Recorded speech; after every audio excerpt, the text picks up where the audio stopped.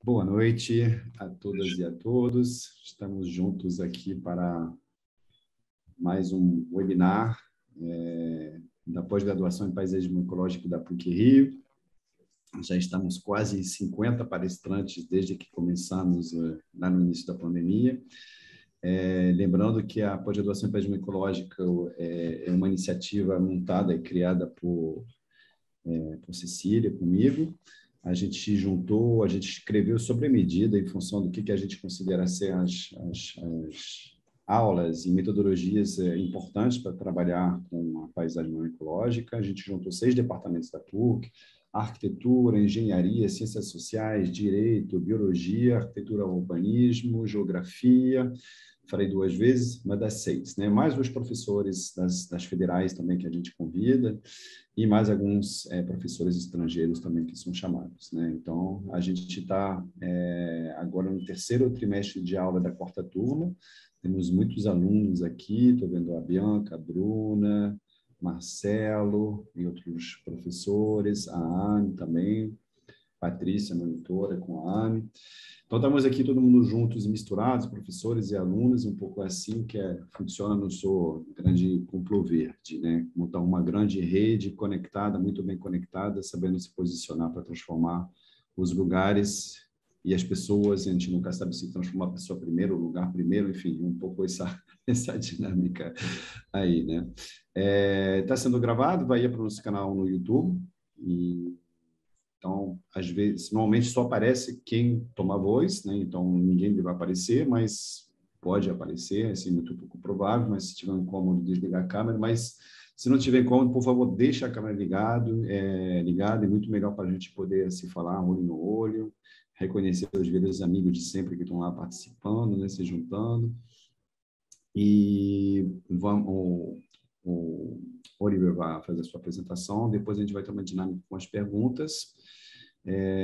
Vou passar a palavra para a Cecília, mas peço, antes de passar a palavra para a Cecília continuar, cada um se apresenta aqui no chat, nome, função, de onde vem, onde vai, assim, um pouco assim, colocar alguns comentários, que sempre é bom a gente saber com o que a gente está, para se conhecer melhor, tá bem? Cecília, te passo a palavra, obrigada. Bom webinar a todas e todos.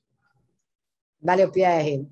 Gente, boa noite. É um prazer enorme estar com vocês mais uma vez, mais uma quarta verde.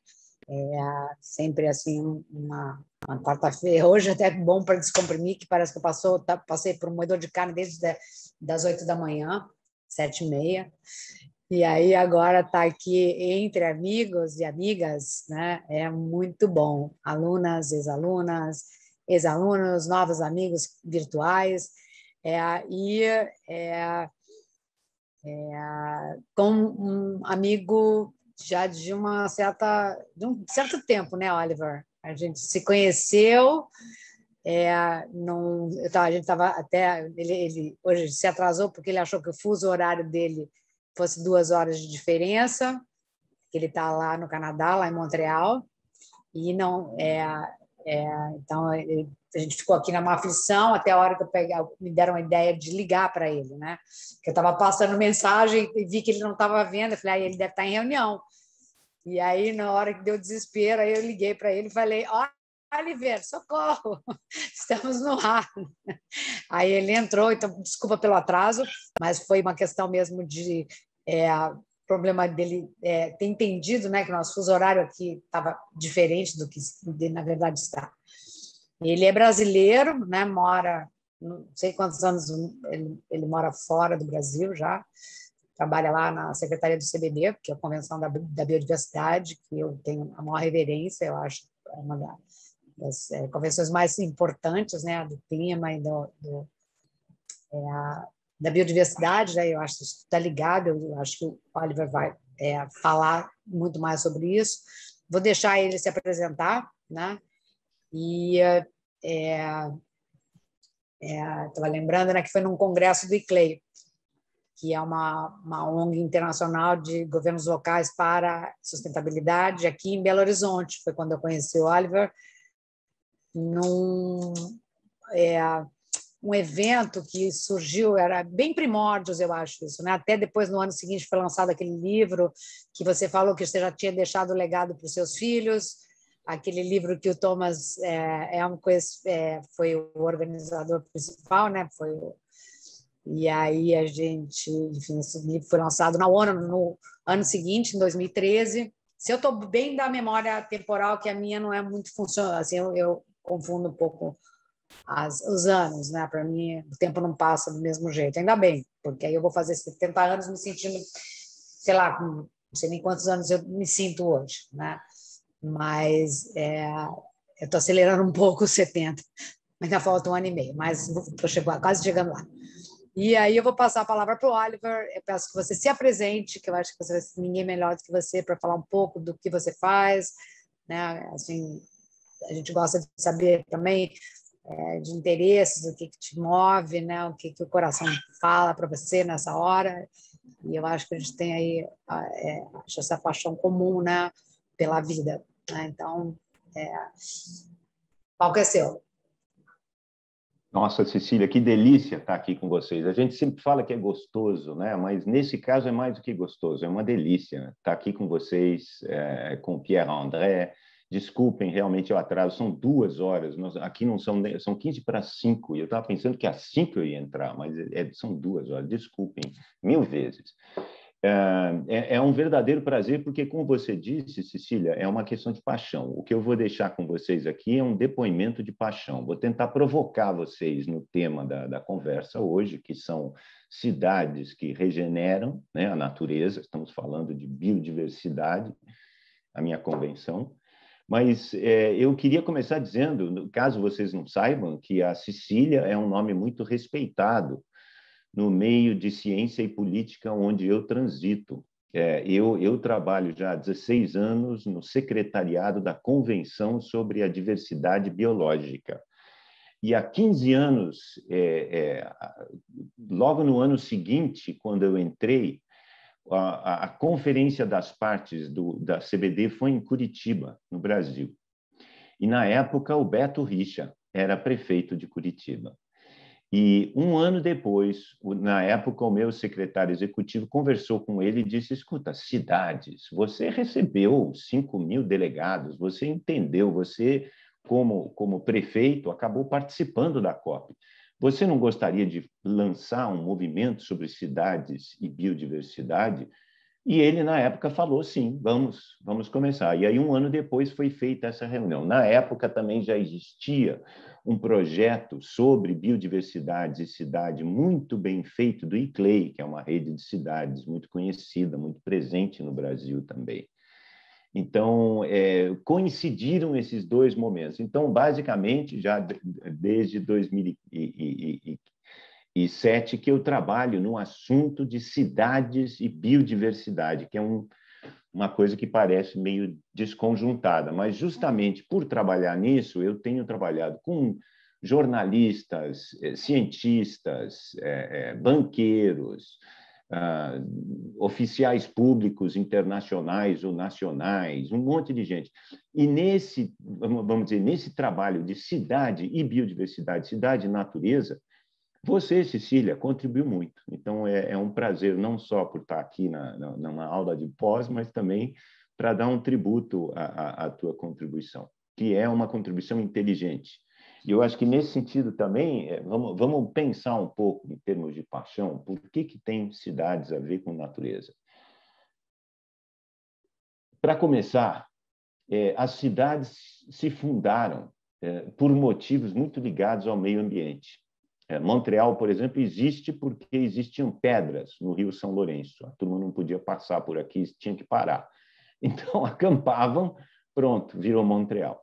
E também tinha água, e também tinha comida, e tinha tudo. Então, as cidades se fundam porque estão em áreas ecologicamente valiosas. Essa é uma coisa triste, porque, na verdade, quando você considera hoje que qualquer cidade bem feita tem 3 a 4 metros de concreto por todo lado da cidade, quase inteirinha, do começo ao fim, com exceção de um outro parque, fica difícil você saber que os solos ali embaixo são alguns dos melhores que existem no mundo, né?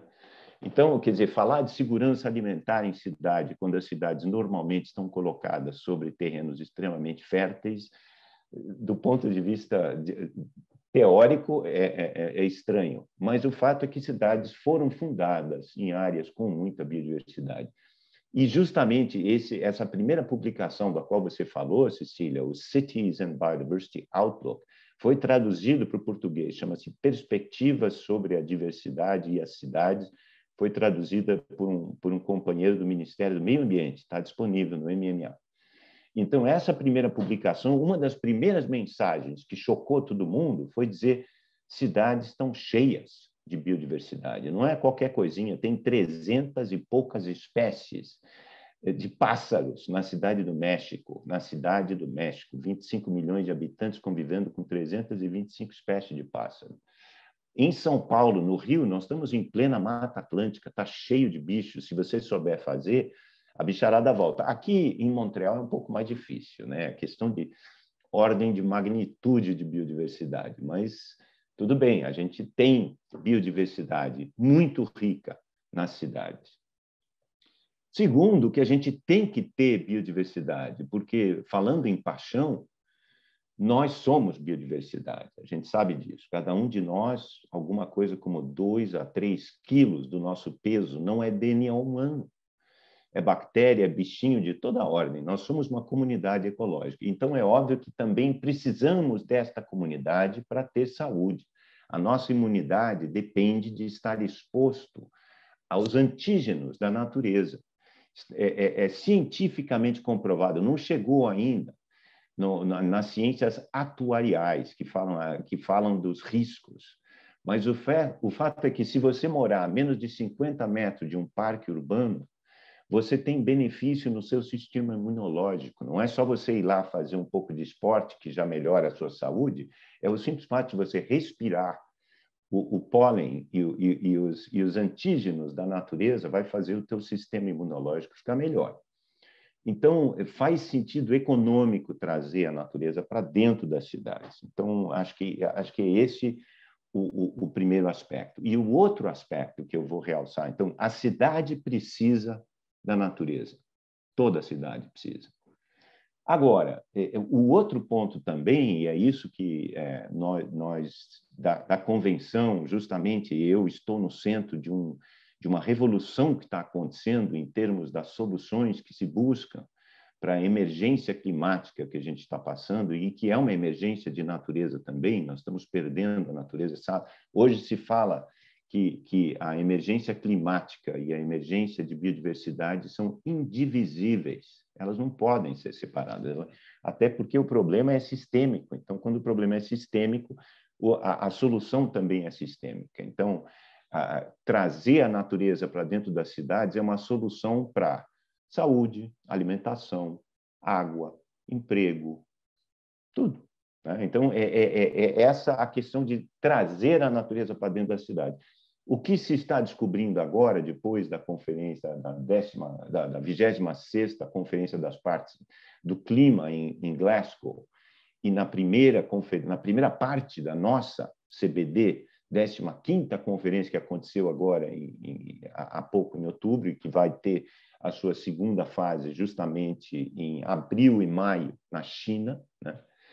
Nessas COPs já se descobriu que a cidade, na verdade, é a solução para o mundo inteirinho.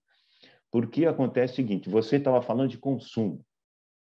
O consumo, hoje, se concentra nas cidades, não só porque mais de 60% das pessoas já moram em cidades, no Brasil é mais de 85%, mas também porque as pessoas vão para a cidade por quê? Porque elas querem uma vida melhor, e elas encontram. Portanto, elas aumentam o nível de consumo.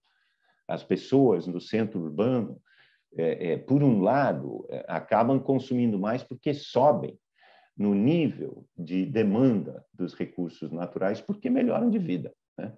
Ao mesmo tempo, existem economias de escala. Uma pessoa, dado um certo nível de recurso, de consumo de recursos, a pessoa numa cidade vai consumir muito menos do que a mesma pessoa no campo.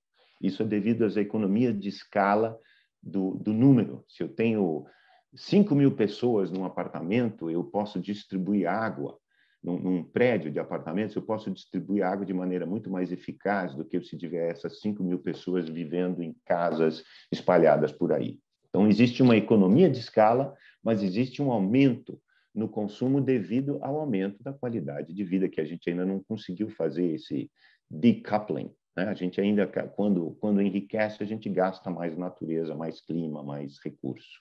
Não conseguimos ainda entender isso, né? Mas, como eu dizia, então, a cidade precisa da natureza, mas a natureza precisa da cidade também. Porque o consumo que acontece nas cidades, as decisões que acontecem nas cidades, o modo de vida das cidades influencia o mundo inteiro. É um fato científico que qualquer cidade com mais de 250.000 habitantes, mesmo com condições de vida bastante baixas, numa Índia ou na África, num país com pouco desenvolvimento, uma cidade de 250.000 habitantes compra do mundo inteiro. Inteiro. Você hoje vai no supermercado do lado da sua casa, quero apostar com você que você vai fazer uma lista de uns 40 países das coisas que você vai encontrar ali. O que quer dizer isso? Que o seu consumo pode influenciar todos esses ecossistemas de onde saem esses produtos.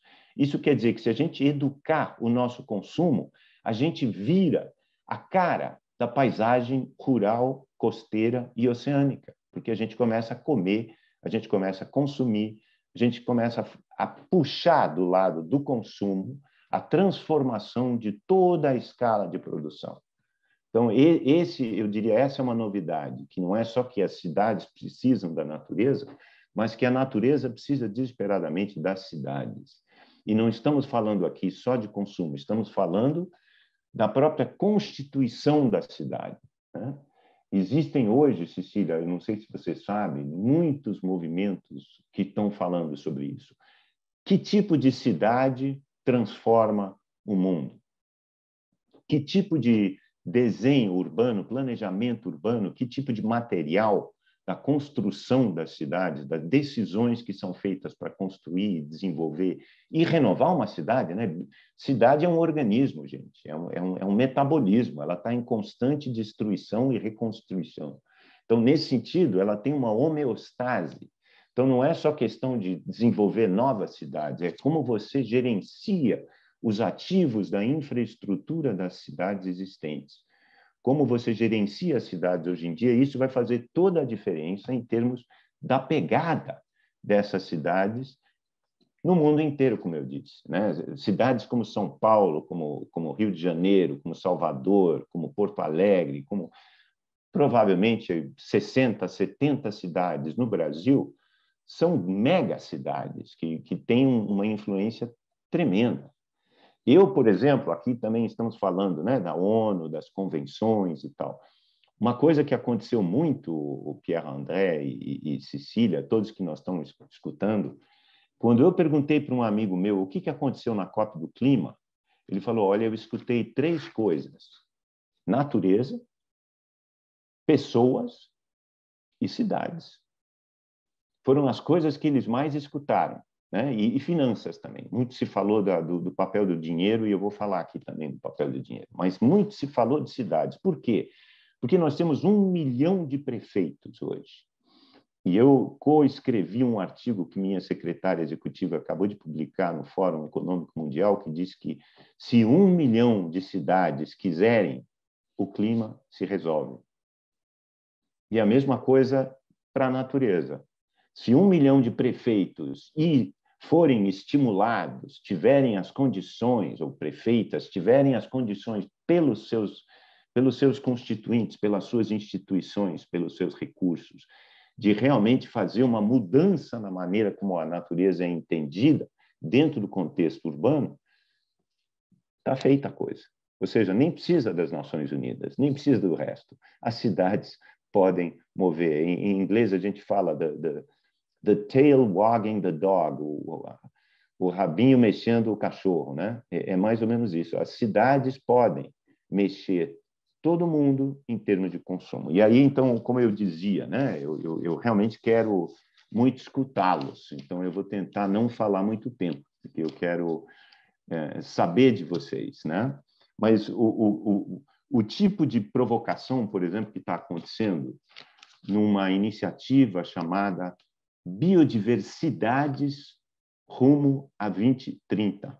É uma iniciativa do Fórum Econômico Mundial, com o governo da Colômbia, e são 21 experts do mundo inteiro, das mais diversas formações, trabalhando para gerar uma espécie de um código, um blueprint para uma cidade realmente verde e azul. Como seria uma cidade que faz isso que nós estamos falando? Como seria uma cidade que traz a natureza aos seus habitantes? Como seria uma cidade justa para com as pessoas? Como seria uma cidade acolhedora, né? E que tentasse fazer as transformações que a gente tem hoje em dia? Carro, gente, não pode ter carro desse jeito que a gente conhece daqui a 40 anos. Não pode. Não dá. O metal não existe para todo mundo. O consumo, a pegada desse carro que a gente tem aí fora não condiz. Então, a gente tem que pensar daqui a 40 anos como seria uma cidade em que os carros não controlam. Sai aí, dá uma andada na sua cidade. Faz um cálculo você. Qual é o espaço da sua cidade qual percentagem do espaço da sua cidade está reservada para carros e ônibus e caminhões? Eu acho que você vai chegar a uns 50%, 60% tranquilamente. Ou seja, a cidade hoje não está sendo feita para nós, está sendo feita para os carros. Será que é assim que queremos? Se não, como é que a gente se vira? Como é o modular, né? Curitiba, por exemplo, foi muito bom nisso. Eles fizeram transporte modular. Como seria uma cidade modulada? Porque, veja bem, o transporte tem tudo a ver com a natureza. Primeiro, vamos dizer, pela questão de que, evitando o transporte, você reduz emissão de carbono e você também beneficia a natureza. Mas mesmo a essência do transporte pode beneficiar a natureza. Um dos membros dessa comissão Biodiversidades é um arquiteto chinês muito conhecido por fazer cidades esponja. E ele faz isso, é verdadeiro isso, ele constrói a cidade com a infraestrutura porosa. Que coisa mais genial! Já viu um osso humano? O osso humano é todo poroso, então por que não fazer o concreto poroso?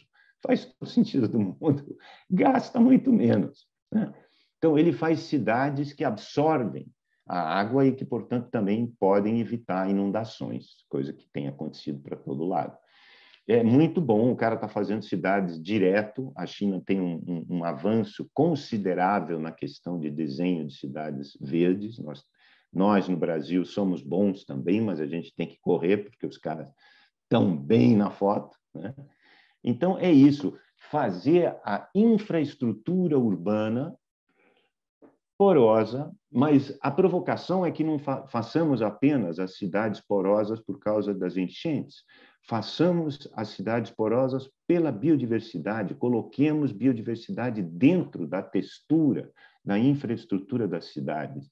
Mesmo Singapura, onde eu já fui várias vezes e tem umas coisas incríveis, em Singapura você tem um shopping center, no meio do shopping center tem uma cascata tropical, com uma floresta, com pássaros, você tem é quase que fosse uma mini Iguaçu no meio de um shopping em Guatemi, entendeu? Você tem em Singapura, você tem prédios que estão cercados de plantas até o 25º andar, quinto andar, está tudo fechado de planta em volta, entendeu?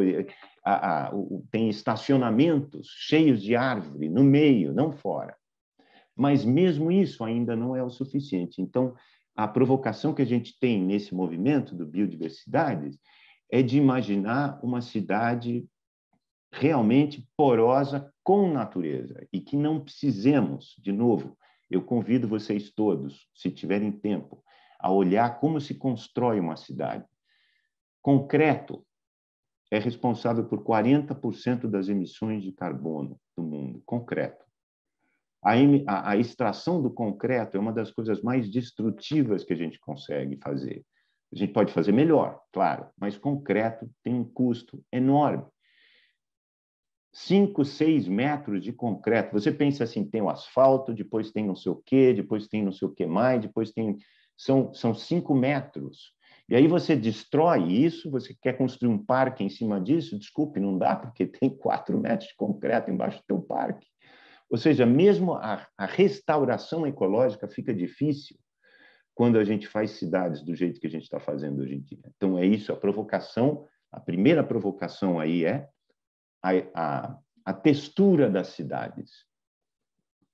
A segunda, e são 3, são só 3, a textura, o metabolismo e o dinheiro. E depois eu já vou abrir para o nosso debate aqui. A textura das cidades, então, tem que ser modificada, né? Como é que existe uma cidade regenerativa? Ela é regenerativa porque ela está permeada de natureza para tudo quanto é lado. Ninguém deveria ficar a menos do que, o quê? 50, 100 metros de um parque? Como é que a gente poderia determinar uma cidade que realmente tivesse verde, né? E esta é a primeira questão. A segunda é a questão do metabolismo. Eu dizia que as cidades são como organismos, né? Hoje se fala muito do metabolismo urbano.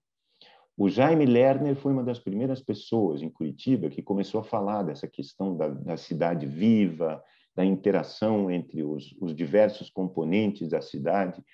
Ele, por exemplo, falava que gerenciar uma cidade é mais ou menos como tentar dirigir as águas de um rio. Você não determina a água, a composição. O máximo que você pode fazer é dar uma dirigidinha para lá e para cá, mas aquilo é um troço em evolução, é vivo. Uma cidade é viva.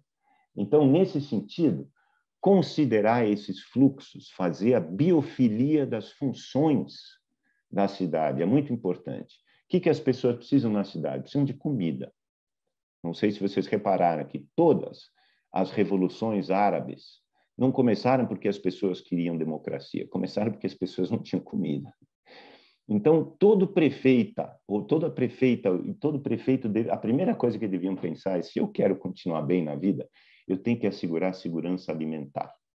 Segurança alimentar, gente, não vem de longe. 80% da comida nossa é produzida em pequena produção, são famílias, é o cinturão verde de São Paulo, ou do Rio, ou de onde você quiser, né, que nos mantém, né? Então, manter esse cinturão verde, manter a função de produção alimentar, manter a função da proteção dos mananciais, das águas.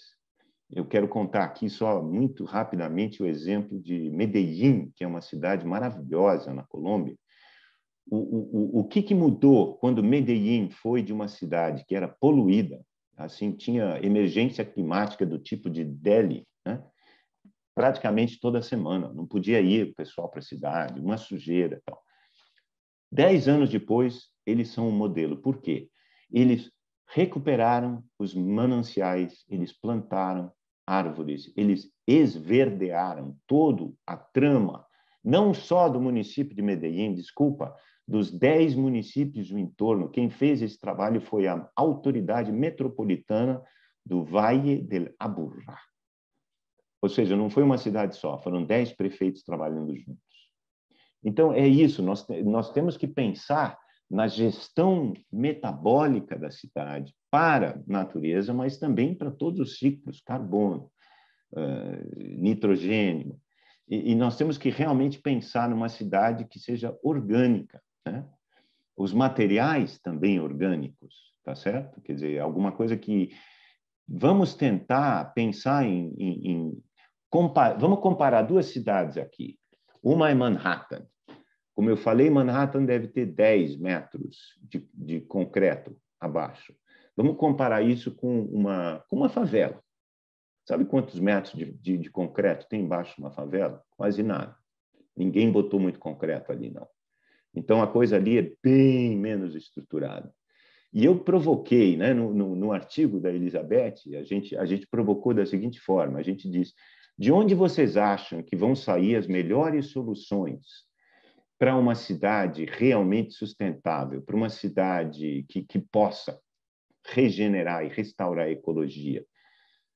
De uma Manhattan ou de um pessoal de comunidade que se juntou e que conseguiu materiais inovadores e que pode não ser mais favela, porque já saiu por próprias mãos, por próprias soluções, pela co-construção Muitos centros urbanos acharam soluções magníficas, né? Então, para mim, eu acho que as soluções vão sair tanto daqueles que ainda não contam tanto com os benefícios dos grandes investidores, dos grandes planejadores, como daqueles que estão, né, na Bélgica hoje, né, na Escócia, que tem uma outra condição, né? Então, eu acho muito importante essa questão do metabolismo e como a gente aprende a fazer as cidades funcionar.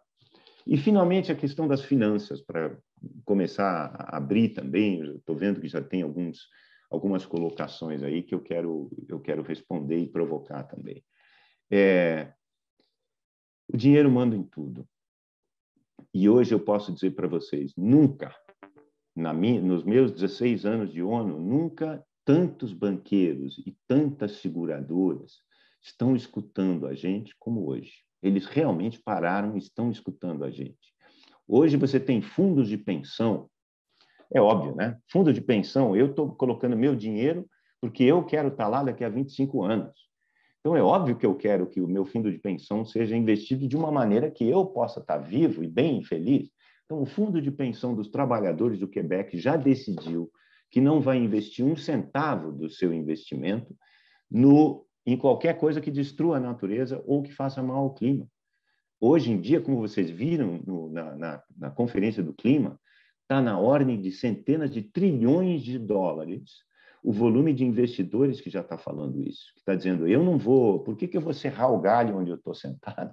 Se eu continuar a investir no petróleo e nas cidades como são feitas hoje, eu estou me condenando a um lucro muito rapidinho, porque daqui a 20, 30 anos pode ser que não tenha isso mais, já vai ter riscos imediatos, perigos e ameaças bem claras para nós, né? Os cientistas estão aí falando. E os bancos e os seguradoras escutaram.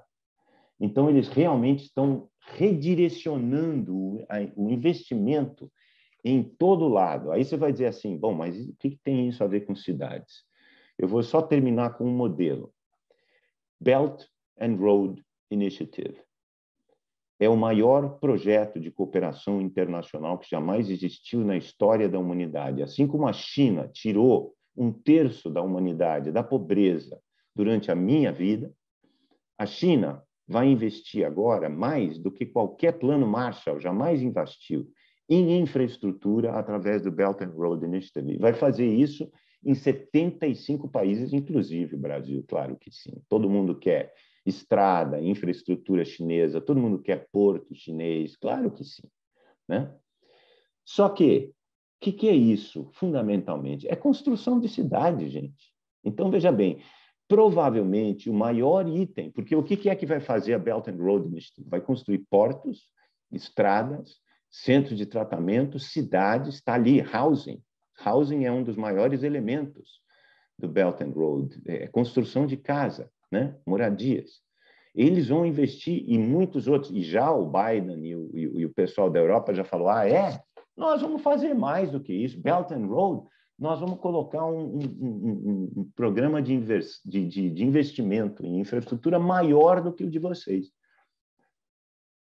Uma briga interessante. Uma coisa é certa, eles vão construir cidades. E outra coisa é certa, se a gente conseguir falar com banqueiras e seguradoras sobre como colocar verde dentro de infraestrutura urbana, a gente vai transformar tudo isso, porque se a gente muda a forma que o dinheiro vai ser investido, todo o resto, os incentivos, o setor privado, né? Aquela história de que o mercado é feito pelos incentivos do setor público.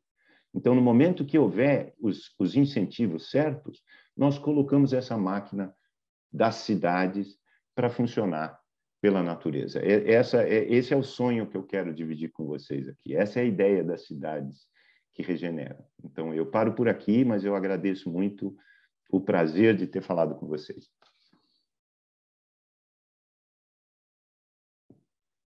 Muito bom, muita reflexão aqui. Eu acho que você trouxe questões assim bem instigantes, né? Eu acho que porque a gente vive num país que está assim, meio na contramão da humanidade. A gente, infelizmente, tem assim, demonstrações cotidianas, né, de tudo que não se deveria fazer, né, enquanto país. E, ao mesmo tempo, a gente tem cidades, muitas cidades aqui no Brasil, muitos prefeitos aqui, né, tomando outro rumo, né? Inclusive, governadores, prefeitos foram lá para a COP para dizer que não tinha nada a ver com... Tem o Axel Grael, de Niterói, que foi lá para Glasgow e que deu palestras maravilhosas. Tem muita gente boa. A verdade é que, sim, tem certos níveis que não estão bem, mas tem outros que funcionam. Exatamente, voltando para a questão até dos prefeitos que você falou, né? Tem um livro que eu até tenho, eu passei até um link do TED, que eu acho que é do mesmo autor do livro, que é os prefeitos vão rule the world, né? How Mayors Will Rule the World. Eu acho que esse é o título do livro, que já é um livro já, sei lá, deve ter uns 10 anos, eu não sei exatamente quando foi escrito, eu não me lembro, porque eu não estou no meu escritório, então não consigo nem puxar o livro para procurar. Mas lá, esse livro, a tese dele é que realmente quem vai dominar o mundo é esse 1 milhão de prefeitos que você tocou, né? Eu botei até o TED aí do autor aí no chat.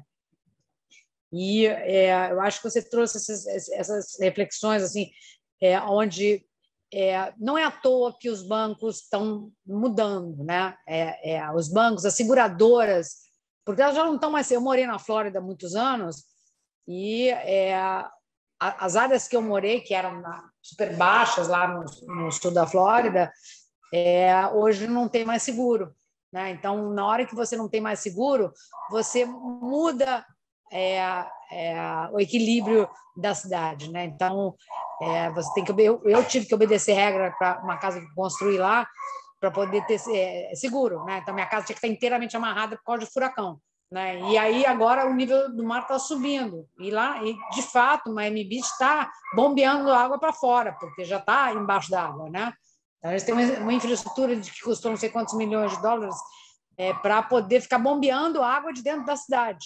Só que isso não vai, isso é insustentável e eles sabem disso, né? Então, enfim, tem todo esse movimento mundial aí que está acontecendo, né?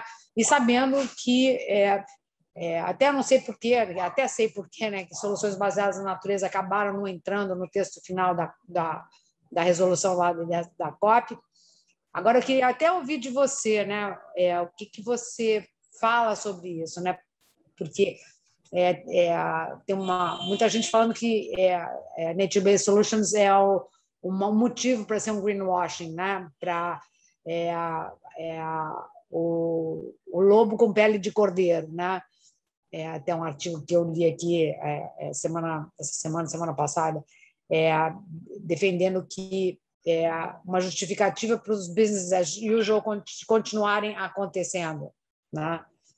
Aí eu acho que seria legal, de repente, você desenvolver um pouquinho, trazer um pouquinho mais a sua experiência do que está acontecendo fora daqui, que no momento a gente está assim, meio confinado, né? Ainda, né? Eu vou começar a desconfinar semana que vem. Quer dizer, eu já tive 2 meses em Portugal, volto para Portugal no final do mês, mas eu tive, assim, o primeiro evento que eu vou presencial é semana que vem lá para Fortaleza para falar da Reserva da Biosfera, né? Aqui é um evento da Reserva da Biosfera lá em Fortaleza. Então, da rede de unidades de conservação, né? Que fazem parte da rede da Biosfera.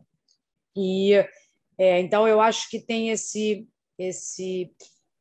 como está isso, né? Assim, de fato, né?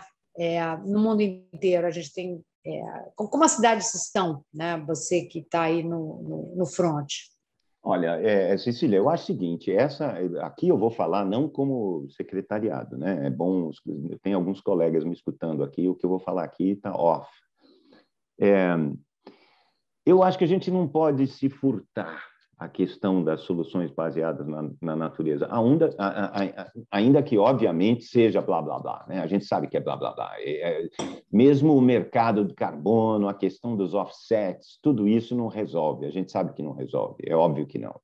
Nós podemos descrever né, a nossa mecânica de decisões financeiras, políticas, econômicas, como uma gigantesca máquina pesando um montão de coisas com controles bastante complexos que está indo de cara para um muro. A gente sabe disso. Esse muro é essa emergência climática, essa emergência de distribuição que a gente está vivendo, né? Não pode continuar assim. Porém, como todo grande transatlântico ou locomotiva, ou como qualquer grande organismo, você não muda de um dia para o outro. E você tem que tentar reduzir imediatamente. Você não pode esperar você ter uma visão, né? Quer dizer, e agora está falando o Oliver, que tem 63 anos, né? Mas eu acho assim, a história mostra que as revoluções, normalmente a coisa piora bem antes da melhorada, né? Então, eu não sei, eu acho que assim, hoje, quando a gente vê, e é isso que está também fervilhando aí na COP, e vai fervilhar, claro que é blá, blá, blá. Claro que nature-based solutions, tem muita gente usando isso para colorir de verde, etc. e tal. Por outro lado, se você hoje parar o mundo e disser assim, eu quero só trabalhar com aqueles que já têm a transformação no sangue, eu quero só, entendeu? Eu quero escolher as economias mais proativas, mais verdes do mundo e eu quero imitar essas economias, primeiro, não sei se você consegue, porque nenhuma delas está assim tão bem assim, entendeu? Todas elas têm algumas coisas boas e outras ruins, mas me diz aqui qual é o modelo dourado. É a Califórnia? Não sei, porque a Califórnia, se eu comparar a pegada ecológica de um habitante da Califórnia com a pegada de um habitante de umas ilhas Tuvalu, os de Tuvalu ganham. Melhor todo mundo Tuvalu, nada de Califórnia. O exemplo é Tuvalu, não Califórnia, entendeu? Então, é difícil dizer quem é o melhor. Então, na minha opinião, nós precisamos de tudo isso. Sim, a UCN, por exemplo, está investindo muito em definições bastante operacionais para soluções baseadas em natureza. Claro que é melhor você falar em soluções para pessoas, para natureza, para clima, integradas, sustentáveis, já.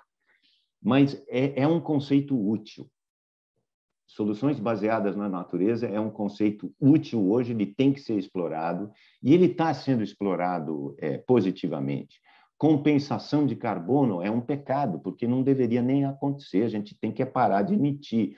Ok, mas já que estamos emitindo e que todos nós precisamos que emita por um tempo ainda, que tal se a gente pelo menos faça a garantia de que as áreas que estão absorvendo esse carbono tenham uma remuneração para que, pelo amor de Deus, não aconteça o que está acontecendo em boa parte com a Amazônia hoje em dia, que é uma exploração sem controle suficiente, é uma exploração insustentável. Então, definitivamente tem muitas críticas, né? E a gente pode criticar a COP26, pode criticar mas se alguém pensa, nem a Greta pensa que um governo de uns Estados Unidos hoje pode chegar um presidente e falar: puxa vida, você me convenceu, deixa eu virar aqui que eu vou virar acontecer tudo. Pá, não, gente. Vocês já foram síndicos em algum prédio? Já viu como é complicado fazer um prédio mudar, gente? Imagina um país. Não é fácil.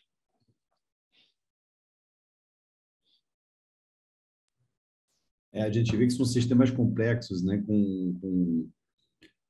Eu costumo dizer que os problemas são complexos, as soluções são simples, né? Mas para colocar elas em prática, envolve muitas questões, né? Principalmente abrir a mão de algumas coisas, né? E a gente sabe que tem muita gente que não quer abrir a mão do carro, que não quer abrir a mão de uma série de confortos, de luxos, inclusive esses confortos para muitas pessoas, né? E dá uma certa, tremenda agonia, né? Um pouco né? Enquanto a gente vê soluções cada vez mais pertinentes, sistemas de metodologia de acompanhamento e de monitoramento das soluções que comprovam cientificamente que funciona, não é mais uma sustentabilidade de conceito, onde eu acho que é melhor, não. Está lá, tantos animais, tanta água despoluída, retida, etc. E, ao mesmo tempo, a gente continua com o mercado totalmente louco, que continua fazendo propaganda para vender carros, né? E isso ao mesmo tempo, então, ao mesmo tempo que a gente está num caminho de ganhar mais pertinência, mais estofo, né, e com mais técnicos ali, a gente vê ao mesmo tempo que continua o business as usual, e eu fico brincando, falo, cara, o século XX está demorando para passar, né? Mas às vezes não é só o 20, é o 19, o 18, o 17, assim, a gente tem condições assim dramáticas em alguns pontos, né? Então acho que eu gosto muito da aproximação do biorregionalismo, né? Que é trabalhar com aquele local, né? Entender qual o recorte da minha região ali, em função de fatores físicos, biológicos e sociais. Então, me parece muito claro que um prefeito vai ter muito mais pertinência sobre um território do que um governador de estado, um presidente da república, né? Que ficam já nesse macro e acabam preenchendo papéis com letras, né? E a gente fica lá nessa coisa abstrata do papel cheio de letras escrito que tem sustentabilidade uma prioridade, mas, no final das contas, aquilo ali acaba, né, numa grande nuvem das nossas ideias ali, né? Enquanto dá vontade de assentar isso no chão, né? De pegar a rua, trabalhar a esquina, trabalhar a escola, trabalhar essas coisas que são mais, né? E mais palpável. E uma das grandes angústias psicológicas, sociais que a gente tem, né, é a incapacidade dos indivíduos. Muitos indivíduos pelo mundo estão passando por um grande angústia de impotência perante as mudanças climáticas. Já tem um nome que foi inventado, que agora não me lembro, né? Mas me parece que nessa hora a melhor coisa é você pegar e fazer, né? E eu já trabalhei muito em grandes planos municipais, regionais, etc. E num país como o Brasil acaba sendo frustrante, porque a maioria foi parar numa gaveta, porque mudou o andar político e aí o andar técnico teve que engolir mudanças e aí faz questão de botar para fora, né? Então, acho que tem uma questão também da gestão territorial ser repensada, né? E aí, nisso, eu gosto muito do modelo do Comitê de Bacia. Primeiro, pelo seu recorte, porque a bacia hidrográfica é um conceito, é um recorte muito pertinente ali. E segundo, porque está lá, tem um colégio ali, tem, né, tem consultativo, deliberativa, mas tem toda uma estrutura que, se um prefeito cair, se alguma coisa, cara, tem um plano maior que está em andamento, né? Então, acho que são ferramentas que a gente precisa colocar em prática, né? E ao longo desses 12 anos com a Cecília, que a gente começou em 2008, 13 anos que a gente vem dando palestra, etc. Uma coisa que mudou é que a gente tem muitos alunos que passaram no setor público. Muitos amigos, professores interessados que estão lá trazendo os conceitos para dentro. Então, editais já estão começando a sair escrito da maneira correta, né? A gente já está tendo a iniciativa pública mudando. Eu vi um comentário, né, que em Aracaju, acho que não me lembro, acho que foi Lícia, se não me engano, que estava citando o exemplo de Aracaju, dizendo que não tem interesse. Eu vou te dizer que, cara, no Rio de Janeiro não tem interesse. A gente tem uma prefeitura que até hoje é uma iniciativa da Fundação Parques e Jardim, que está lá, mas não é alguma coisa que está abraçada pelo alto escalão da prefeitura, né? A gente sabe que está ali, a gente tem pequenos técnicos militantes guerreiros que conseguem emplacar, fazendo o peito a custo das suas horas pessoais, a custo de um monte de investimento, etc., mas o Al-Qaeda em si ainda não despertou, né? Então, a gente precisa também, aí, é um trabalho lento e, como eu estava falando no início, tem um pouco essa agonia de ver que, enquanto a gente tem um sistema muito veloz para vender carro, vender relógio, vender roupa, vender um monte de coisa, um monte de bugiganga, que o Davi Copenhague chama, no seu livro A Queda do Céu, chama a gente o povo da mercadoria, né? A gente está lá acumulando, esburacando montanhas, esburacando o chão, para ficar criando montanhas depois de resíduos, né? Então, está um pouco nesse embate. Mas eu vejo isso como um movimento pioneiro também, Oliver, que a gente está um pouco como uma semente se colocando dentro de um substrato e a gente vai enraizar e vai transformar isso daqui tudo, né? Então, fico muito feliz de ver a tua abordagem ali como... eu acho assim, nisso que você está comentando, muitas coisas do que você falou tem tudo a ver. A questão da territorialidade é fundamental. Aliás, se você olhar o que tem de novo no quadro estratégico pós-2020 sobre a diversidade que estamos discutindo agora e que vamos aproveitar, e que provavelmente mais de 1/3 dos indicadores falam sobre administração de território. Os recursos naturais existem na paisagem, né? Então, isso é uma coisa muito importante. Eu só queria reagir um pouquinho, porque eu vejo que o chat está muito bonito, tem muitas boas perguntas aí, Alguém, eu quero até ver se... Mas alguém falava muito da questão da participação das pessoas, né? Acho que foi João Vicente. Isso, educação ambiental. Olha, é interessante isso. Vou te dar um exemplo. A cidade de Nagoya, no Japão, foi que nos hospedou quando tivemos a 10ª Conferência das Partes. Isso foi 2010. De lá até hoje, o governador da prefeitura de Aichi, né, que é a área... Nagoya é uma cidade, mas tem ali um estado, digamos.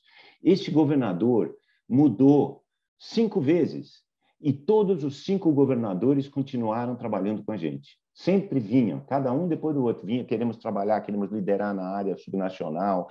Tem cidades assim, Bonn, por exemplo. Bonn entra prefeito, sai prefeito, todos eles são verdes. Por que vocês acham que acontece isso? Porque a turma quer, é isso, é educação ambiental, é o pessoal que quer, é essa educação que já aconteceu, né?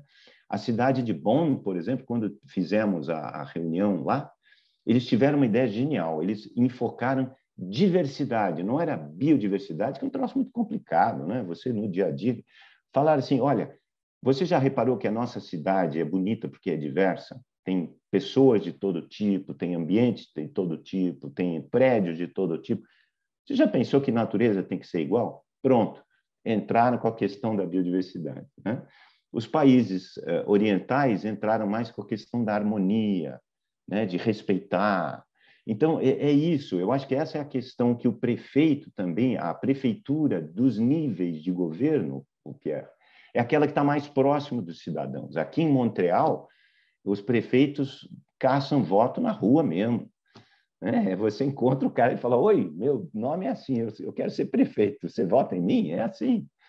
Então, esse tipo de contato você não tem quando não é a nível local, né? Então, eu acho que essa questão da educação é fundamental, porque é através da educação que você vai eleger também um depois do outro que continua fazendo coisa boa.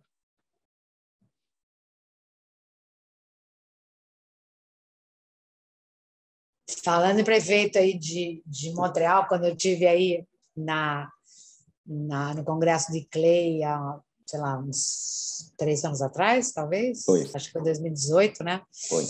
A prefeita deu um show, né? Ela foi reeleita. Assim, estamos foi com a reeleita, Valérie Plante por mais 4 Nossa, eu anos. quase mudei para Montreal. Se tivesse trabalho, eu tinha ido embora.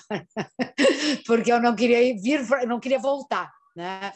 Foi assim incrível. Eu estive lá no Parque Frederic Bach, que eu achei assim, fui na visita técnica do Congresso. Primeiro eu fui sozinha, porque eu achei o centro de reciclagem lá e, enfim, fui lá visitar a escola de circo, não sei o quê, e depois peguei o tour que, assim, por acaso era o mesmo, mas não dizia enfim, não dizia onde era, né? E acabei indo e aí fui recebida. Este parque, que se eu não me engano, é 194 hectares, enorme, né? Gigantesco, era uma antiga cava de mineração, que é da onde saíram as pedras para construir a cidade de Montreal, e que depois foram sendo colocadas camadas e camadas e camadas de lixo da cidade. E hoje ela está em transformação, uma transformação que vai levar 50 anos, né? Assim, então já tinha reaberto umas partes lá, a parte mais boisé, mais uma outra parte mais próxima do shopping e tal, e tinha um circuito de bicicleta em volta.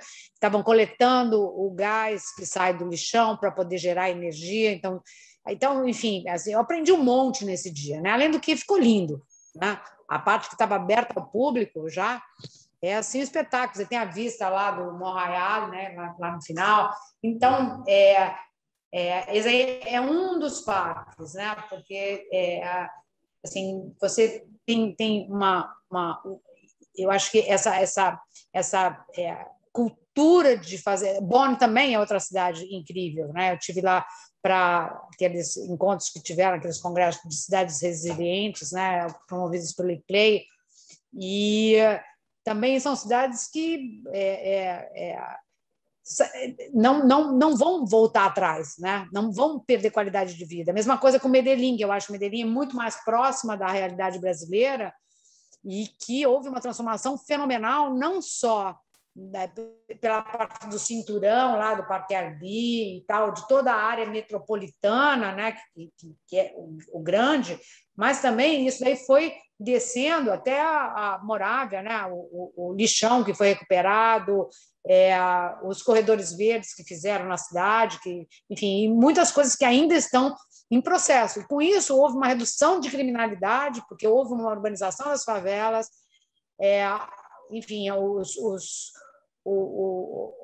a mobilidade que a gente está falando tanto, né? Tem aquele metrô aéreo lá, que é o metrô suspenso, que liga e você sobe para chegar na sua casa, na favela, você sobe ou chegar no Parque Arbi mesmo, né? Você sobe um teleférico, que aqui no Rio de Janeiro foram copiar e não funciona, né? Não funciona simplesmente porque aqui no Rio de Janeiro parece que as coisas simplesmente não funcionam, né? Nada. Tudo aí parece que vai começar, vai dar certo e tal, e não tem uma coisa que travando, né? E eu acho que é isso daí que é um desafio muito grande, né? Eu sempre fico me perguntando muito o que assim, na sua visão de fora, como brasileiro, né? O que poderia ser feito aqui, né? Porque assim, que nem o Pierre falou, estou há uns 15 anos falando quase as mesmas coisas em todos. Hoje de manhã eu fui para um evento lá chamado Cidade Bem Tratada, promovido por um ex-vereador ambientalista e tal. E aí vou lá, tive até dei aula com o Pierre de manhã, uma parte, depois saí correndo para o evento. E aí não canso, né? Passo o dia inteiro falando para audiências diferentes, assim, o Brasil inteiro, né? Então, e aí a gente vê alguma movimentação, né? Eu acho que tem aí movimentações, mas assim sempre nos lugares, né? E com às vezes grandes resistências, como é a cidade do Rio de Janeiro, que agora parece, segundo parece que vai dar importância para a natureza na cidade. E é uma cidade que deveria ser o foco dela, a beleza e a biodiversidade que ela tem, né? Eu tive uma casa agora aqui no Maitá, a macacada estava dentro de casa, né? Os macacos entram. Então você tem, eu morava no Jardim Botânico, topei com jararaca e numa manhã que outro dia eu saí para trabalhar também de manhã, tinha uma jiboia, filhote de jiboia no cabo da eletricidade lá em cima. Então, aqui no Rio de Janeiro, a gente tem uma riqueza que o governo e os moradores, a maior parte deles, não entendem, né? Qual é, de fato, o que é precioso nessa cidade, né? O que você recomendaria? Você chega lá para o Eduardo Paes e assim, ô, amigão, como é que faz? Olha, eu não sei. Eu acho que, fundamentalmente, o teu diagnóstico de um país ou de uma situação depende um pouco das fontes de informação que você tem, né? Ultimamente, eu tenho trabalhado muito na busca de soluções, né? Como eu agora, como oficial, no secretariado responsável pelo engajamento justamente dos estados e dos municípios no trabalho da convenção, eu procuro muito os líderes, aqueles que estão fazendo alguma coisa boa, porque é o que funciona em cooperação internacional. Normalmente é você mostrar, né, aquela coisa de que alguma coisa funcione, as pessoas estão recebendo benefício, as pessoas estão se sentindo representadas, ao contrário disso que você está dizendo aí, né, do que pode não funcionar. Inclusive, estou acompanhando aqui no chat também, muito boa a questão sobre participação popular, por que vota, quem vota bem, quem que não vota bem. Tem muito a ver com isso também, né? Isso tem a ver até com uma cultura, se a gente pode ir às raízes, de colonização mesmo ainda, né? Se eu comparo a atitude, por exemplo, aqui no Canadá, as comunidades, de uma certa maneira, têm uma postura um pouco mais proativa, muitas vezes, também pela própria origem, né? Aqui, quem chegou teve que se virar sozinho, não tinha muito... Aqui tinha muito pouca escravidão, Então, aqui as pessoas tinham que se virar sozinhos. Então, ele meio que cada um se colocou e tem aquela atitude de, bom, se ninguém faz, eu vou e faço eu mesmo. Então, existe uma sensação de comunidade que muitas vezes existe no Brasil, mas onde não existe, muitas vezes tem aquela ideia, mas eu não mando nisso tudo mesmo, eles que se virem, né? Eles sempre foram poderosos, a gente nunca teve participação, a gente nunca teve nenhum papel, então, né, eu desisto, eu faço, né, o meu pequenininho aqui. Isso existe em muitos lugares, mas eu acho que culturalmente no Brasil isso está mudando. Eu tenho visto muitas coisas positivas. Tudo bem, Curitiba vai e desce, e sobe e vira o exemplo e tal, mas ainda é exemplo. Muito do que se aprendeu em Curitiba e em outras cidades na época, hoje se aplica em modularização, são exemplos que geram emprego, né? A questão que eu sempre tento vender é essa: a economia verde gera emprego, gente, gera riqueza. Eu estou louco para ver o próximo trilhardário do mundo ser alguém que criou sistemas comunitários sustentáveis com blockchain, entendeu? Inclusive, é isso, eu ia fazer esse comentário aqui. Uma coisa que se está debatendo muito por aí fora é o uso dos novos sistemas de informação para fundar governanças novas, né? Quer dizer, se você tiver 200 amigos que querem comprar coisas sustentáveis, você já está quase fazendo um negócio, porque só na comissão que pudesse ganha quando se compram, 200 pessoas compram coisas, já quase pode uma pessoa trabalhar aí, entendeu?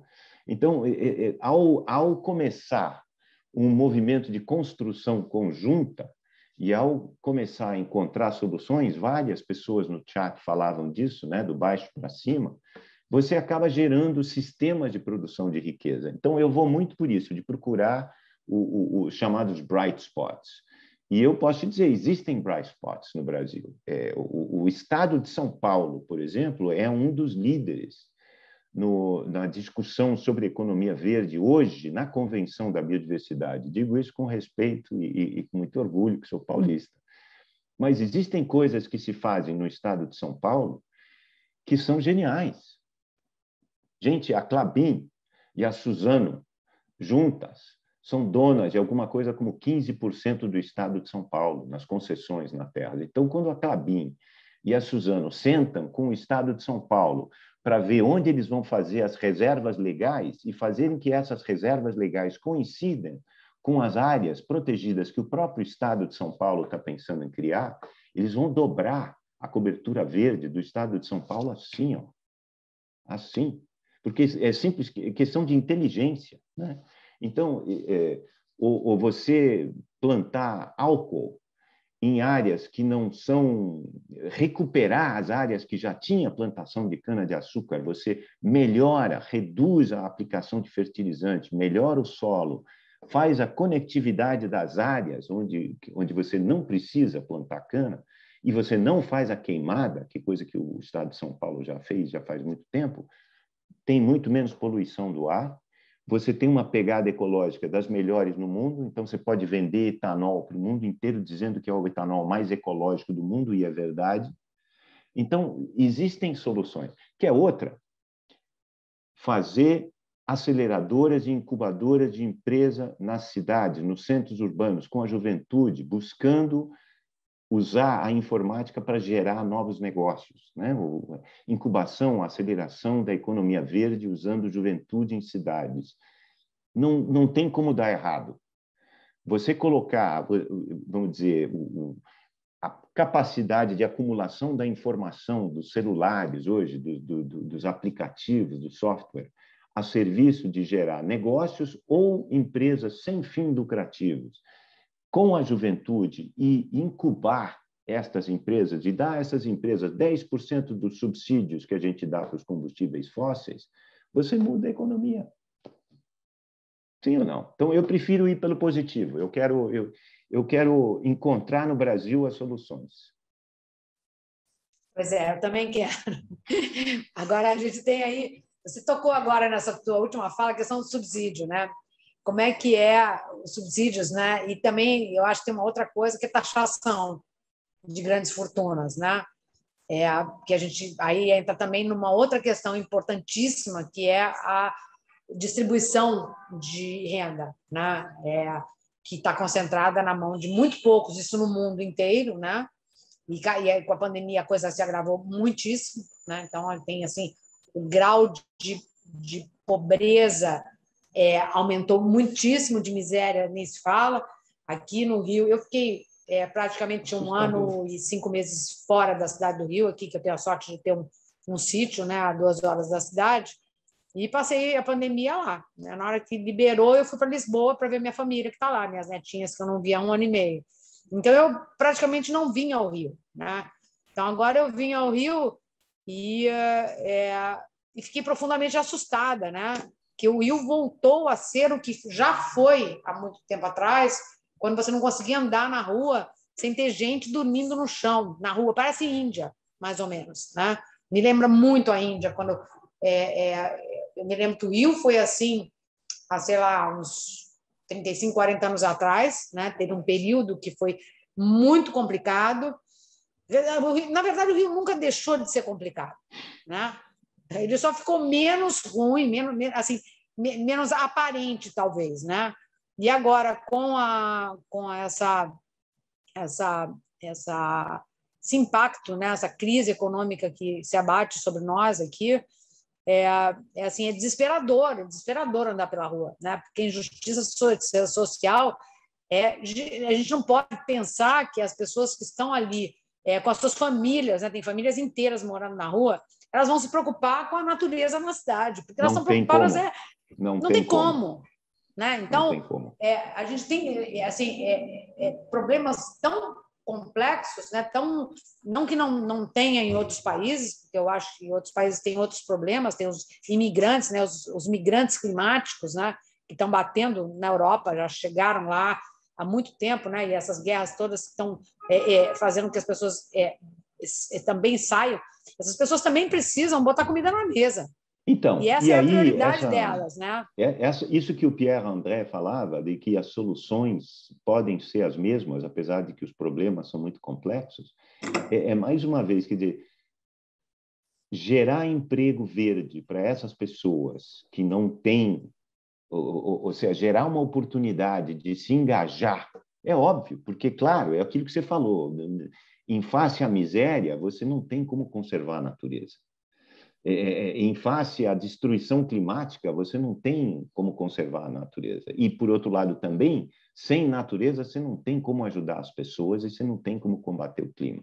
Ou seja, as soluções estão juntas, natureza, clima e pobreza têm que ser tratados conjuntamente, não tem a menor dúvida.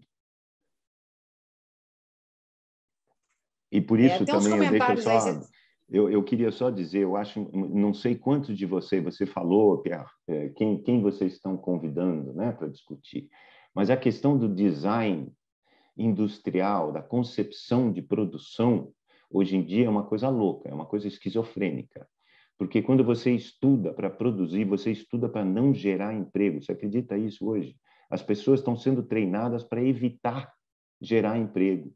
Todo designer industrial ele é pago para eliminar empregos.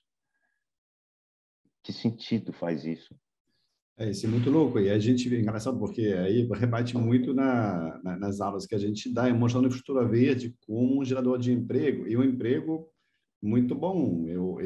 Quando eu comecei a estudar paisagismo, eu fui jardineiro lá. Eu fiquei roçando, podando, molhando, arrando. Eu voltava para casa me sentindo muito bem, aquele cansaço gostoso, ter mexido com planta, mexido com terra, no sol, sabe? E aí, eu acho absurdo. E aí, é engraçado porque eu vejo a Futura Verde, ao invés de você funcionar com um sistema meu sistema de drenagem urbana, tudo enterrado do problema, eu vou numa licitação, eu vou empregar uma grande empreiteira que está lá azeitando um sistema corrupto que a gente não quer mais ver. Eu posso ter um sistema modular espalhado pela cidade, através eu posso pegar qualquer pessoa, mesmo não alfabetizada, e transformar num jardineiro, numa questão de 3 meses. Muito rápido, sabe? E, enfim, gera um emprego, qualifica pessoas, e você também pode ter iniciativas ligadas A criação de hortos também municipais de doação, por que todas as prefeituras não ficam doando mudas? É tão fácil multiplicar a natureza, tem um sistema de multiplicação da vida que é espetacular, né? É só pegar e fazer, né?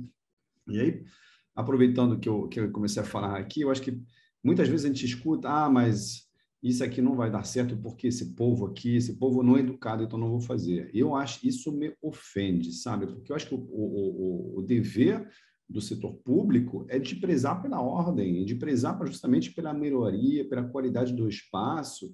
Então, essa de, mas o povo é porco aqui vai estragar, não, sinto muito, porque a gente vê que quando a gente faz direito, as pessoas respeitam, abraçam, preservam, e isso, às vezes, quando eu vejo essa postura de, tá ruim, deixa ficar ruim porque o pessoal é ruim, isso eu odeio muito. Acho que a postura do setor público tem que ser lá de prezar para dar o que tem de bom e de melhor na saúde, na educação, no meio ambiente, na qualidade da cidade, né?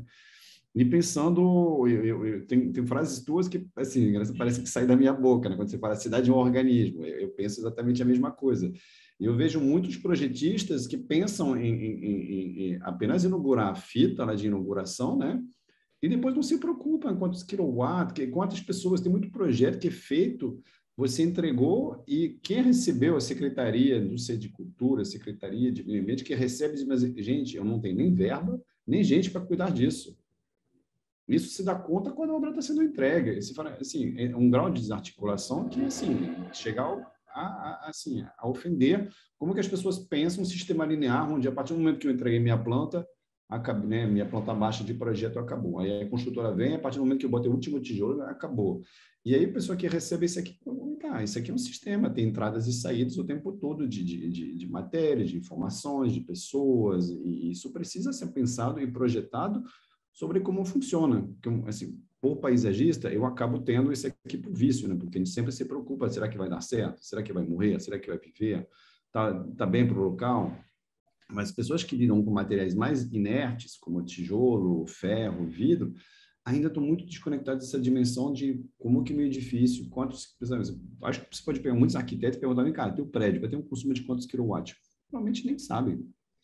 Não sabem qual a radiação que é a solução de fachada norte, por exemplo, aqui num país tropical, vai gerar de acréscimo. Não sabe, não pensa às vezes como se fosse uma obra de arte, cara. Não, gente, é um planeta Terra, vivo, recursos finitos. A gente precisa, em todo momento, estar lá se equiparando e competindo com a natureza, porque se você ver como que a natureza trabalha, ela trabalha em correlação, ela é específica para o lugar, ela cria ambiente, tem uma série de soluções ali que, às vezes, eu falo, cara, gente, a gente tem que competir com a natureza. E aí eu vejo a agrofloresta um pouco desculpa a arrogância, mas uma inovação boa no sentido de mexer com a natureza para aumentar a produtividade, para aumentar a biodiversidade, para aumentar a emissão de água na atmosfera, a recuperação de nascente. Aí que toma a competição saudável. Eu pego a natureza, eu trabalho ela para render mais serviços ecossistêmicos. Aí isso que eu gostaria muito de ver, e não tipo com a torre mais alta, agora a próxima 1,6 km. Aí fica nessa aí desculpa o termo, mas de colocar essas pirocas de aço e concreto lá para saber a cor maior do mundo. Eu acho um absurdo. Assim, a gente tem que estar ali no chão, trabalhando com a saúde desse solo, a saúde dessas plantas, assim, com coisas factíveis, não essa coisa do maior. Né? Desculpa o desabafo aqui, me empolguei. Eu acho assim que educação é tudo, né? Eu acho que se a gente consegue chegar, eu fico super feliz, né, com esses ciclos que a gente faz abertos, onde a gente abre para o maior número de pessoas, para trazer também muitas pessoas que fazem, pessoas que pensam, pessoas que atuam em diversos campos, né? Sempre relacionados com cidade, natureza, finanças, muitas vezes, né? Porque você não pode meio que desvincular, né? E essas intervenções. Mas isso daí é muito, muito raro, eu acho. Né? A gente tem muito poucas iniciativas, né? Eu acho que tem coisas sendo produzidas dentro da academia, né? Que não saem de lá. Você sabe que é estranho, só para terminar também, você sabe que é muito interessante? Tem muito recurso fora, disponível para esse tipo de trabalho. Por exemplo, no Brasil existem já várias cidades trabalhando num projeto do ICLEI,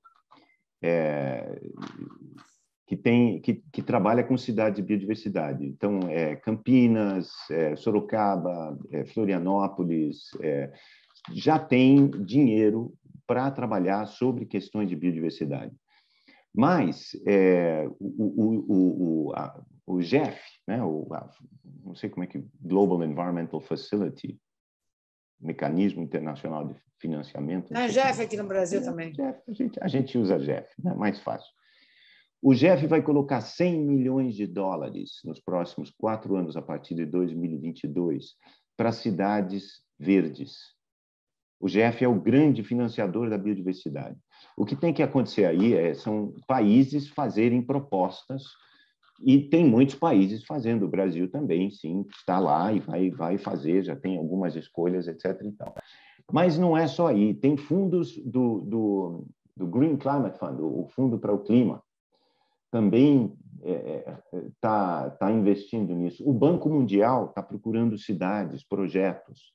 Então, o que eu acho muito importante, principalmente que a gente está falando aqui de uma PUC, de uma universidade, de pessoas que muito provavelmente estão trabalhando, talvez, ou vão trabalhar, vamos sair atrás deste recurso. Ao invés de dizer que não temos, não podemos, desistimos, vamos buscar, porque não é difícil, gente. Se você, vamos dizer, em 1 ano e meio, você conseguir uma ONG próxima da sua casa, você começa uma proposta, você engaja uma prefeitura, você começa a mobilizar uma comunidade, nada impede de estar fazendo alguma coisa, né? De estar acontecendo de alguma forma. Muitos projetos demonstrativos, pilotos estão sendo pedidos. Então, eu, pelo menos, acho importante terminar aqui com um convite para uma ação, né? Principalmente de gente boa como essa que vocês provocam numa aula como essa, né? Então, estamos precisando de gente boa para bons projetos. E tem dinheiro, isso que é o interessante. Você olha, do outro lado, você fala com a turma que fala assim, pumba, eu tenho dinheiro para gastar e ninguém me dá um bom projeto. É uma coisa quase que ansiogênica para mim ver que existe possibilidade da gente fazer coisa e eles dizem que não tem dinheiro suficiente, que não tem tomador suficiente do dinheiro que eles querem oferecer. Eu tive uma vez só para fechar aqui essa conversa do dinheiro, eu tenho um amigo que agora ele está numa unidade de conservação, acho que Santa Catarina, se eu não me engano, e ele estava lá no MMA.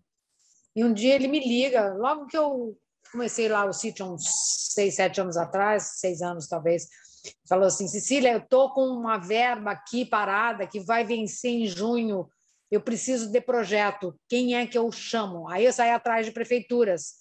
Ninguém tinha projeto, nenhum projeto para aplicar. E na época ele tinha uma verba assim razoável, lá que ia perder, né? Porque não ia ter, e ele acabou perdendo por falta de projetos de qualidade para as cidades, né? Eu não sei como é que está essa questão hoje aqui no Brasil, mas eu sempre falo assim, fica com um projeto na gaveta, né? Para poder correr atrás, porque tem muito, e agora tem muito mais verbas, né, fundos, do que tinha poucos anos atrás para esse tipo de projeto. E a gente precisa formar mais profissionais capacitados para fazer os projetos adequados mesmo, né? Para tornar as cidades resilientes, para trazer a natureza para dentro da cidade, que é uma coisa que não se ensina nas universidades, né? Sempre ainda continua com aquele ensino século XX, né? A gente o ensino ainda não entrou no século XXI. E eu tenho assim relacionamento com gente que está organizando esse pensar século XXI na educação, né? E a gente continua com professores que são dinossauros, né? E eu acho que isso daí é uma das grandes barreiras. Pierre já colocou aqui, porque já estamos passando da hora, Pierre já colocou aqui o próximo, semana que vem, antes que todo mundo debande, teremos Marco Barra, que é conterrâneo do Pierre, e eu não sei se você conhece o Oliver, mas ele é lá Não conhece? Não, Ele é mas eu lá conheço da... Paris. Paris é uma maravilha. A Ana Hidalgo faz um trabalho, quer dizer, vale a pena já simplesmente porque a pessoa trabalha da região, l'Agence Régionale Île-de-France, é isso? É isso, ele Pô, trabalha eles lá, são chama geniais. Nature Eles são Paris, geniais. e ele é o ecólogo-chefe de lá. Então, é ecólogo urbano, né? O Marco é uma pessoa incrível, também super amigão, assim, querido, e está também ansioso aí. Eu troquei uma mensagem com ele agora, né, para lembrá-lo de mandar, porque o dele vai ter que ter tradução, porque ele não é brasileiro, ele é francês, então ele vai falar em inglês e aí vamos ter tradução simultânea. Então, um pouquinho antes de começar aqui, eu mandei uma mensagem, ele também está ansioso lá para a semana que vem. Então, eu quero agradecer. São planos bem multi-escalar, escala de tamanho e escala de tempo também, né? Então, são coisas que ligadas são muito pontuais, fáceis e rápidos de se implementar e planos de longo prazo, né? Então, acho que vai ser bem interessante ver esses casamentos que Paris faz e incorporando os municípios em volta. Nunca em um pensamento isolado, e sempre Eles se articulado. chamavam Nature Paris antes. É isso. E eles É são isso, absolutamente justamente. geniais. Eles, durante 5 anos, eles criaram os critérios para dar prêmios para as capitais da biodiversidade na Europa. Esses caras entendem tudo. Ainda tem, da Muito França, interesse. né? Eles têm a capital da biodiversidade da França. Assim, eu acho que o Marco vai levantar essas questões, né? Deve trazer. Se ele não levantar, a gente cutuca, porque tem a capital verde da Europa, né? Que tem que cumprir lá com uma agenda, né? Para ser a capital verde da Europa, que já tem, acho que tem uns 15 anos já. E a França tem a capital da biodiversidade. Então, eles competem pela biodiversidade. Eu acho que é muito interessante que a França sai para a sustentabilidade por meio da biodiversidade. Então, eu acho isso Economia assim, verde. Eles estão fantástico. atraindo os negócios verdes mais promissores do mundo. Sei lá, 12 anos, pelo menos, que eu conheço, 12, 13 anos, talvez, que eu conheço o trabalho que eles estão fazendo, né? Então, eu acho que é isso, né? A gente está procurando trazer mesmo, né? Para ver se dá uma iluminada geral, areja, e depois essas aulas, né, ficam gravadas no nosso canal da pós-graduação em paisagismo ecológico, lá no YouTube, para acesso direto, né? Para quem quiser assistir, né? Então está aberto aí direto. E a gente já tem uma coleção de aulas do ano passado, desse ano, tem muita coisa lá no nosso canal. E eu quero agradecer muitíssimo a presença de todo mundo e vou te dar a palavra para você dar os seus minutinhos aí de fechamento, para a gente poder encerrar. Aí quero agradecer aqui a equipe do CCE, né? O Rodrigo, que está aí, e a Amanda também, que sem eles eu não tinha meu suporte técnico, sem eles não acontece. Então, aí, Oliver, a palavra é sua aí para fechar a tua Nada a não ser agradecer muito. Eu acho que essa questão das cidades que regeneram me fascina. Eu acho que nós somos animais urbanos e vamos ser cada vez mais. Faz sentido do ponto de vista da econometria que nós sejamos urbanos, então vamos ser urbanos. Então é um assunto fascinante. Eu agradeço muito a oportunidade e eu gostaria que isso continuasse, que esse espírito continuasse, porque, como eu disse, há muita necessidade, né? Nós estamos precisando de boa ciência sobre a questão urbana, mas também muita boa prática. Então, se você escutar ou souber de alguma coisa, nós vamos ter a nossa grande conferência em abril e maio do ano que vem na China, que é um país que simplesmente tem que, coisinha pouca, eles têm que urbanizar 300 milhões de pessoas em 10 anos. Se eles fizerem isso bem, a gente tem uma boa chance de estar bem. Se eles fizerem isso mal, a nossa chance diminui, que eles são um outro Brasil para urbanizar em 10 anos. Então, é uma oportunidade de intercâmbio e eu espero continuar com vocês. Muito obrigado. Valeu, muito obrigada, Oliver. Pierre, você quer fazer o fechamento? Quero. E Achei muito gostoso, Oliver, fazer uma pausa de slideshow. Todo mundo apresenta né, sempre, né, apresentações, tipo PowerPoint, PDF, etc. Acho que foi muito bom recuperar um lado um pouco mais oral aí, se descorar um pouco do gráfico, me deu um certo descanso, uma certa paz aí, tá? A gente está nessa conversa, foi muito agradável. Estou te conhecendo aqui pela primeira vez, foi ótimo. Tive a impressão que a gente estava falando a mesma coisa, isso foi muito gostoso também estar compartilhando isso. E agradecer essa rede potente, gente, toda semana mais de 100 pessoas se juntando aqui, enfim.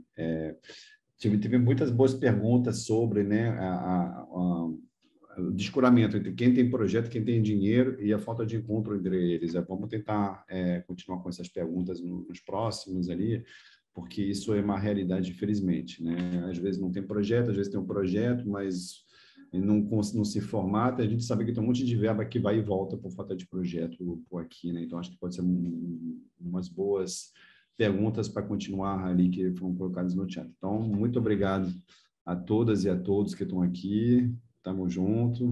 Vamos lá partir para o descanso aí do final da quarta-feira, com ainda muita missão para frente para continuar com esse grande complô verde aí para transformar as coisas. Obrigado a todos aí e a todas.